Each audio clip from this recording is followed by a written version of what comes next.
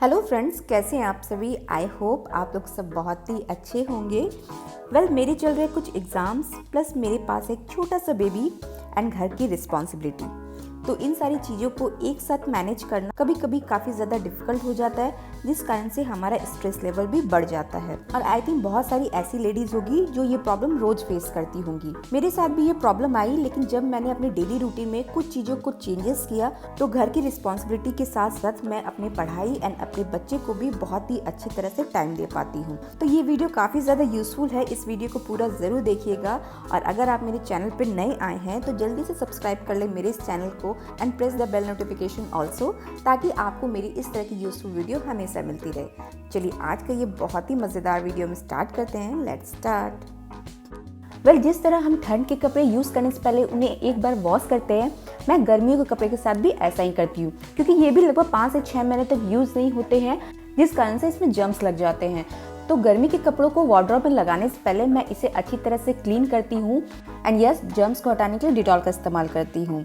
तो जब सारे कपड़े धुल जाते हैं तो मैं उसे ले आती हूँ अपने बेडरूम के एरिया में जहाँ मेरा वार्डरोब है, एंड इन्हें मैं इस तरह से अरेंज करके रखती हूँ कि ये महीनों महीनों तक खराब ना हो।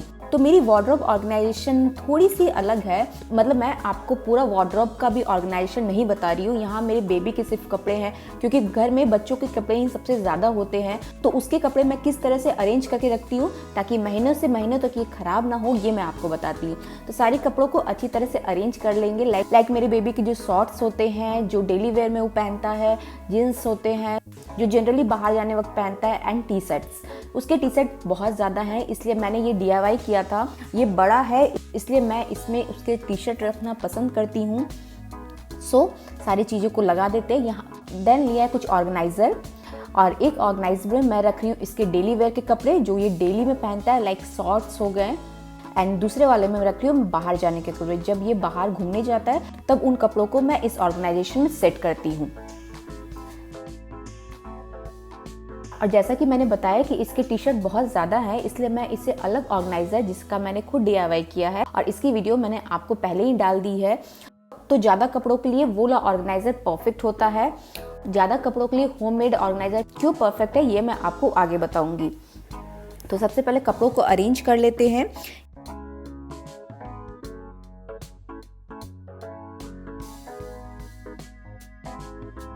और अब मैंने लिया एक और ऑर्गेनाइज़र, इसमें मैं उसके अंडरगारमेंट्स रखती हूँ, एंड एक ऑर्गेनाइज़र में मैं उसके डायपर्स रखती हूँ। My baby is growing and मुझे अब इन डायपर्स की ज़रूरत बहुत ज़्यादा नहीं लगती है, फिर भी इमरजेंसी के समय मैं इसे रखती हूँ। किस तरह से अरेंज करती हूँ ये मैं आपको आगे दिखाती हूँ।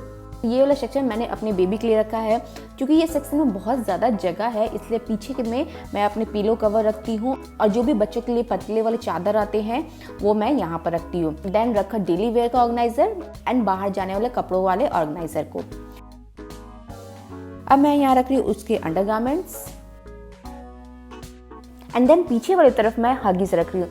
क्योंकि ये वाला ऑर्गेनाइजर में ढक्कन नहीं है एंड डायपर्स वगैरह को हमें ढक के रखना चाहिए, इसलिए मैं इसे एक पिलो कवर से अच्छी तरह से कवर करके रखती हूँ। नाउ मैं सबसे बड़ा वाला ऑर्गेनाइजर यहाँ लगा रही हूँ।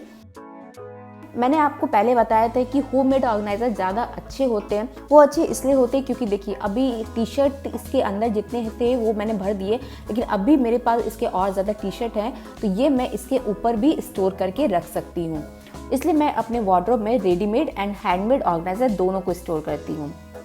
वीकेंड में किसी भी दिन जब भी मुझे टाइम मिलता है तो मैं इस तरह से अपने वार्डरोब को ऑर्गेनाइज कर लेती हूँ, ताकि मुझे कपड़े लेने में आसानी हो, कपड़े टाइम पे मिले और मेरा समय बचे।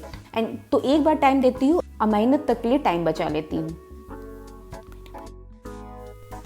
हम सभी के घर में रग्स एंड मैट्स तो होते ही हैं, और उनकी क्लीनिंग में हमारा बहुत ज़्यादा टाइम लग जाता है, प्लस काफ़ी हार्ड वर्क है घर के मैट्स एंड रग्स को क्लीन करना। बट मैं इन रग्स एंड मैट की क्लीनिंग 15 से 20 दिन के बीच एक बार करती हूँ, और अपने घर में एक रूल बना ली हूँ कि कोई भी रग्स एंड मैट्स में अपने स्लीपर को नहीं खोलेगा। स्लीपर्स में जो जर्म्स एंड गंदगी होती है वो हमारे रग्स में लग जाते हैं, और वो रग्स को बहुत जल्दी डर्टी कर लेते हैं।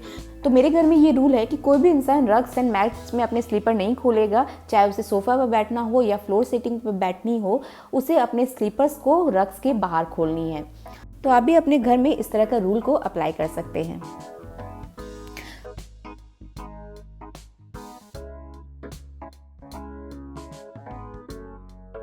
वह लहसुन को छीलना एक बहुत बड़ा टास्क है, प्लस ये टाइम कंज्यूमिंग भी है। जब हम खाना बनाने के लिए जाते हैं तब हम चाहते हैं कि सारी चीज़ें प्रिपेयर मिले, और जब ऐसा मिलता है तो खाना भी बहुत जल्दी बन जाता है। तो वीकेंड या किसी दिन जब भी मुझे टाइम मिलता है मैं लहसुन को छील के रख लेती हूँ।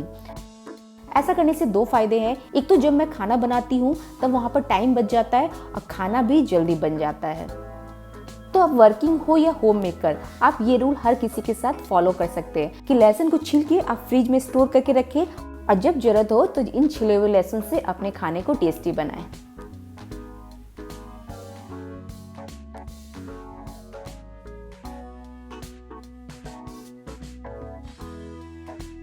जब भी हम कभी बाहर जाते हैं तो घर में कुछ ऐसे कपड़े जरूर होते हैं जिन्हें हम ना तो वार्डरोब में रख सकते हैं, ना तो उसे हम लॉन्ड्री में डाल सकते हैं।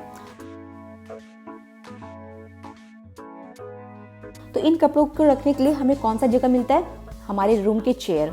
न जाने कितनी ज़्यादा कपड़े वहाँ पर स्टोर हो जाते हैं। सोचते हैं इन कपड़ों को हम फिर से पहनेंगे, बट आप हालत देख सकते हैं कि ये पूरी तरह से क्रस्ट हो जाते। अब हम इन्हें नहीं पहन सकते और हमें 1-2 दिन के बाद इन्हें लॉन्ड्री में ही डालना पड़ता है।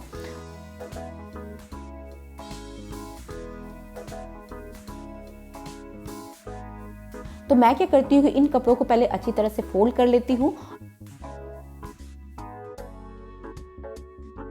और वार्डरोब में इन कपड़ों के लिए एक सेक्शन बनाया हुआ है मैंने। जो भी कपड़े होते हैं जिन्हें ना हम अपने धुले हुए कपड़ों के साथ रख सकते हैं, ना ही तुरंत लॉन्ड्री में डाल सकते, उन कपड़ों को मैं यहाँ रखती हूँ, जिस कारण से ये परफेक्ट टेक्सचर में रहते। हम इन्हें फिर से पहन भी सकते हैं। अगर आपके घर में भी इस तरह का चेयर रहता है जहाँ कपड़ों का ढेर लग जाता है तो आपको उन कपड़ों को रखने के लिए एक अलग से सेक्शन बनाने की जरूरत तुरंत है। हम घर को सजाने के लिए अपनी हर कोशिश करते हैं। उसके लिए हम घर में बहुत सारे डेकोरेटिव आइटम्स को लगाते हैं, बट इन डेकोरेटिव आइटम की क्लीनिंग होती है सिर्फ दिवाली में। बट मैं अपने डेली रूटीन में इन सारी चीज़ों को क्लीन करने के लिए भी एक टाइम हमेशा रखती हूँ। मैं अपने डेली रूटीन में एक क्लीनिंग टाइम रखती हूँ जहाँ मैं एक ही सेक्शन की क्लीनिंग करती हूँ। बट इनकी क्लीनिंग इस तरह के फैब्रिक से आई थिंक नहीं की जाती है, मुझे कंफर्टेबल फील नहीं होता है। तो मैं अपने घर की कोई भी फटी हुई चादर से इनकी क्लीनिंग करती हूँ। कॉटन के कपड़ों को यूज़ करने से मैं इसकी डीप क्लीनिंग कर पाती हूँ। मैं हर दिन पूरे घर की क्लीनिंग नहीं कर सकती हूँ। हर दिन के लिए अलग अलग सेक्शन डिवाइड है। लाइक मंडे को मुझे अपने बेडरूम को अच्छी तरह से क्लीन करना रहता है, ट्यूसडे को डेकोरेटिव आइटम को क्लीन करना रहता है, वेडनेसडे को अपने बच्चों के रूम को क्लीन करना रहता है, थर्सडे को किचन की डीप क्लीनिंग होती है। तो इस तरह से अपने डे को मैंने शेड्यूल करके रखा है। ज़्यादा नहीं, 10 से 15 मिनट क्लीनिंग एंड डस्टिंग में लगते हैं, बट डस्टिंग एंड क्लीनिंग की एक प्रॉपर प्लानिंग बनाने से आप इन सारी चीज़ों को ईजिली कर लेते हैं। मुझे अपने टाइट शेड्यूल में बहुत ही मुश्किल से समय को चुराना पड़ता है और उन्हीं समय के बीच मुझे लॉन्ड्री भी करनी रहती है। तो मैं समय को बचाने के लिए क्या करती हूँ कि रात में ही लॉन्ड्री का सारा काम कर लेती हूँ। जितने भी कपड़े घर में धोने के लिए एक दिन में जमा होते हैं, मैं रात में सोने से पहले उन्हें वॉशिंग मशीन में डाल देती हूँ। अब मशीन को ऑन कर देती हूँ। होता क्या है कि सुबह कपड़े बिल्कुल क्लीन मिलते हैं, बस मुझे इन्हें हैंग करना रहता है। अदरवाइज मैं नेक्स्ट डे इसे 10 बजे भी लगाऊँ धोने के लिए तो हार्डली 11 साढ़े 11 तो बच जाता है इनको धोने के लिए। और फिर जब मुझे 1-2 बजे थोड़ी सी टाइम मिलती है तब मैं इन कपड़ों को हैंग कर पाती हूँ, और जिस कारण से कपड़े कभी कभी सूखते भी नहीं है।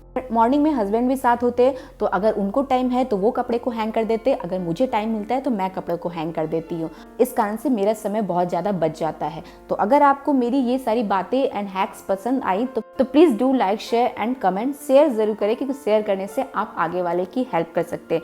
चलिए मैं फिर से मिलूंगी न्यू वीडियोज़ के साथ, तब तक के लिए बाय बाय।